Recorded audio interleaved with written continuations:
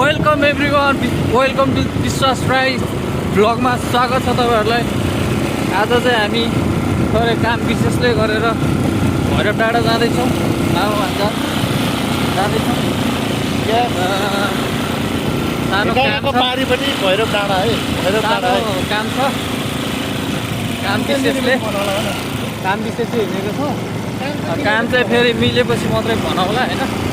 त्यसैले तपाईहरु यहाँ देख्न सक्नुहुन्छ सालघारी बवाल छ हैन, किनभने एकदम दामी लाग्यो मलाई त्यो ठाउँ।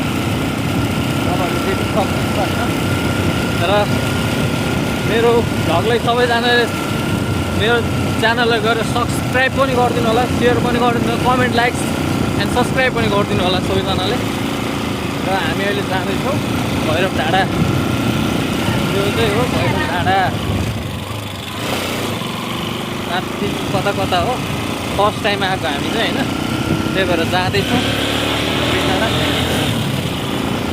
तपाईँहरूलाई यो ठाउँ कस्तो लाग्यो कृपया यसो प्रतिक्रिया दिनु होला। हामी जाँदैछौँ टक्क लगाएर भैरव डाँडा।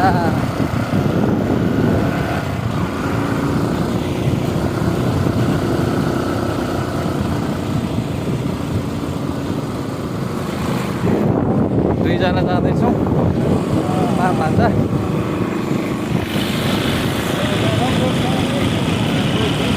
सालघारी नै सालघारी रहेछ।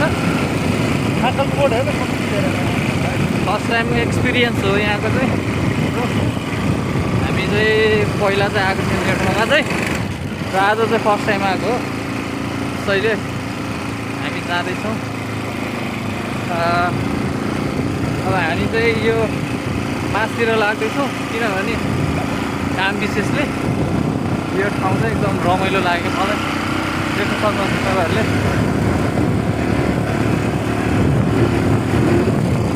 सालघारी नै सालघारी देख्न सक्नुहुन्छ, सालघारी।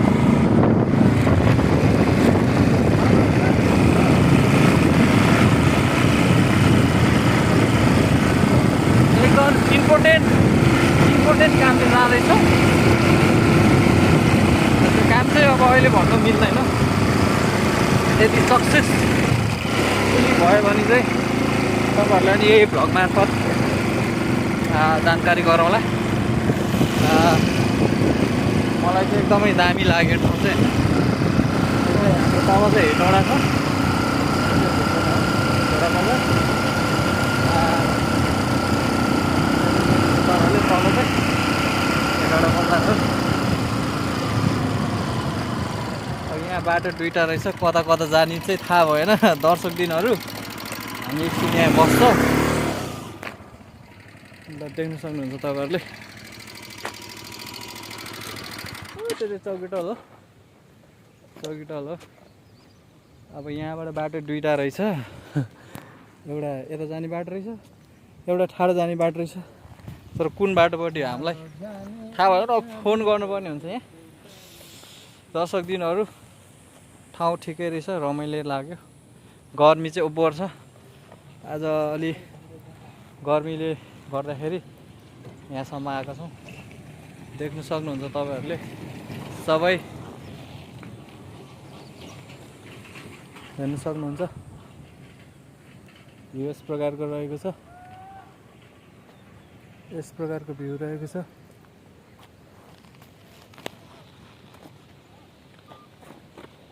हामी चाहिँ अब फेरि हिँड्नु लागिसकेको छौँ। अहिलेलाई यति, फेरि यसमा अर्को नेक्स्ट आउँछ जोडेर। हस् त, धन्यवाद।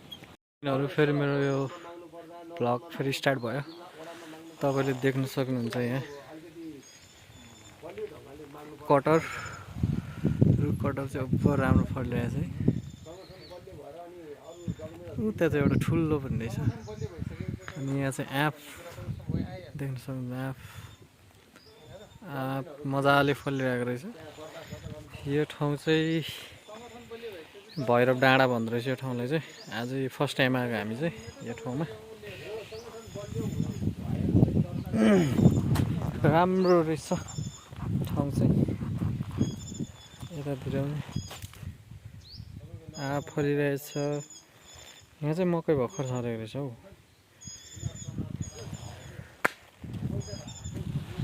ल देख्न सक्नुहुन्छ मस्तले कटर चाहिँ रुख कटर चाहिँ झ्याप्पै फलिसकेको अवस्था छ भन्दाखेरि आँपहरू पनि ओभर फलिरहेछ। देख्न सक्नुहुन्छ दर्शक दिनहरू।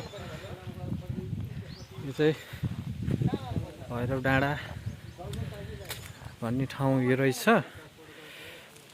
यहाँ मेवाको पनि फुल दाना लागिसकेको छ हेर्न सक्नुहुन्छ मेवा। यो चाहिँ घर हो। हामी चाहिँ यहाँ आज केही विशेष कामले आएको थियौँ।